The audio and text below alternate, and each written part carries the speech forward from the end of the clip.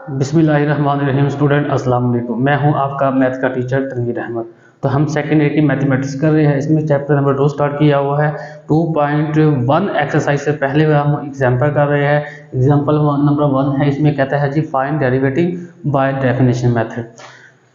ये जो फंक्शन है ये किसके बराबर है, सी। यहाँ पर सी जो है कांस्टेंट है। कांस्टेंट का डेरिवेटिव मालूम करना है किस मेथड के जरिए, बाय डेफिनेशन। अब ये जो बाय डेफिनेशन मेथड है ये इनडायरेक्ट मेथड का एक नाम है। अगर तो ये फंक्शन हो, हमें कहता है कि ये फंक्शन जो है इसे डायरेक्ट मेथड के जरिए आप फाइंड करें तो ये एक स्टेप में हो जाता। मसलन कैसे, ये F of X is equal to C और F prime of X prime को बोलते हैं डेरिवेटिव। इसका मतलब है फर्स्ट डेरिवेटिव इक्वल टू जी। क्यों? क्योंकि इन डायरेक्ट मेथड में कांस्टेंट का डेरिवेटिव जीरो होता है, वैसे इनडायरेक्ट में भी जीरो होता है, लेकिन इसमें एक स्टेप में होता है और इसमें जरा स्टेप जो है लेंथी है।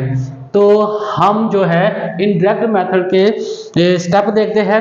इनडायरेक्ट मेथड में स्टेप जो होते हैं 4 स्टेप होते हैं।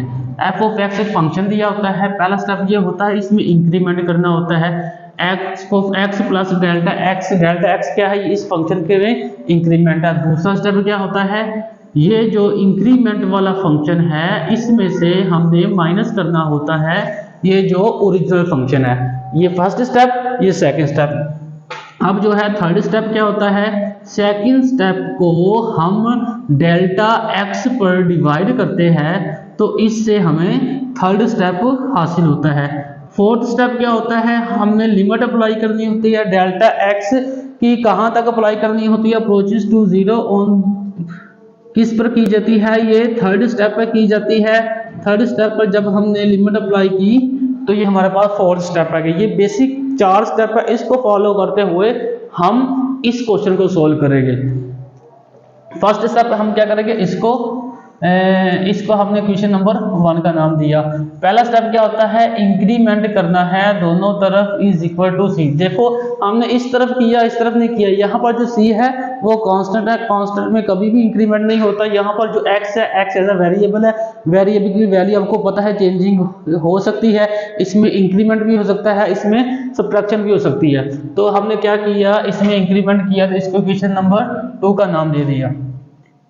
अब आ जाएगा सब्ट्रैक्टिंग इक्वेशन नंबर 1 फ्रॉम 2। दूसरी इक्वेशन में से पहली इक्वेशन माइनस की, लेफ्ट हैंड साइड में से माइनस होगा और राइट हैंड साइड में से माइनस होगा। यहाँ पर राइट हैंड साइड क्या है, सी।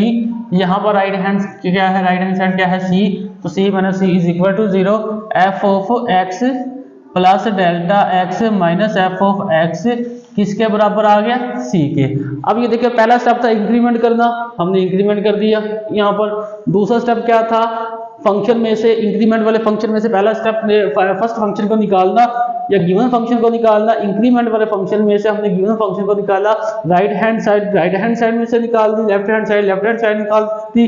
राइट हैंड साइड से ये आंसर आ गया 0 और लेफ्ट हैंड साइड पर हमारे पास स्टेप 2 कंप्लीट हो गया। अब थर्ड स्टेप क्या होता है, लिमिट डिवाइड करना होता है डेल्टा एक्स पर। तो हम यहाँ लिखेंगे divided by delta x on both side. दोनों तरफ हम क्या करेंगे, डेल्टा एक्स से डिवाइड करेंगे। ये आ जाएगा F of X plus delta X minus F of X is equal to 0। तो हमने ऊपर क्या लिखा है, हमने दोनों तरफ डिवाइड करेंगे। हम दोनों तरफ डिवाइड करेंगे किससे, डेल्टा एक्स। तो हमने ये डिवाइड किया, जब डिवाइड किया तो ये 0 बाय समथिंग, कोई भी वैल्यू हो जिसका नोमिनेटर 0 हो और यहाँ पर कुछ भी हो तो ये 0 आएगा।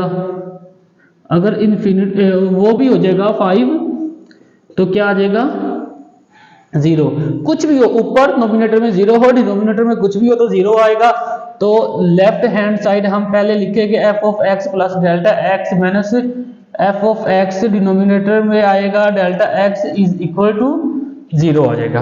अब हमारे पास थर्ड स्टेप था जो वो सोल्व हो गया। अब फोर्थ स्टेप में हमने सोल्व करना है। तो फोर्थ स्टेप में क्या होता है, लिमिट अप्लाई करनी होती है। हम यहाँ लिखेंगे apply limit delta X approaches to 0 on both side, हम दोनों तरफ लिमिट अप्लाई करेंगे, तो इसको मैं ऊपर लिखता हूं।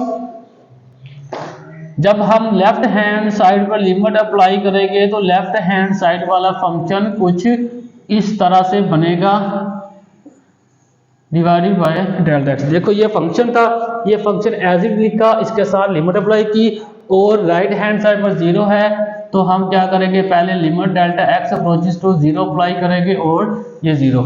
तो हमें पता है ये जो पूरा फंक्शन है किसके बराबर होता है, डेरिवेटिव के। तो इसको हम क्या बोलते हैं, F prime of X is equal to ये 0 आ जाएगा, ठीक है, क्योंकि यहाँ पर डेल्टा एक्स है नहीं, इसलिए डेल्टा एक्स की वैल्यू पुट हो नहीं सकती। पहले क्या था 0, तो 0 एज इट आ जाएगा। अब हमें पता है इसको हम ऐसे भी लिख सकते हैं, ये डेरिवेटिव को ज़ाहिर करने के तरीके होते हैं। अगर ये आ जाएगा y1, ये फर्स्ट डेरिवेटिव है, अगर आएगा y2, ये सेकंड डेरिवेटिव है, ये भी डेरिवेटिव को ज़ाहिर किया जाता है और इससे भी डेरिवेटिव को ज़ाहिर किया जाता है। तो हमने इसको कैसे लिखा, इस फॉर्म में लिख दिया।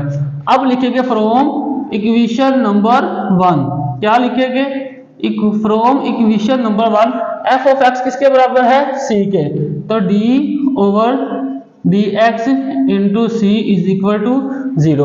तो कांस्टेंट का डेरिवेटिव क्या आया, 0।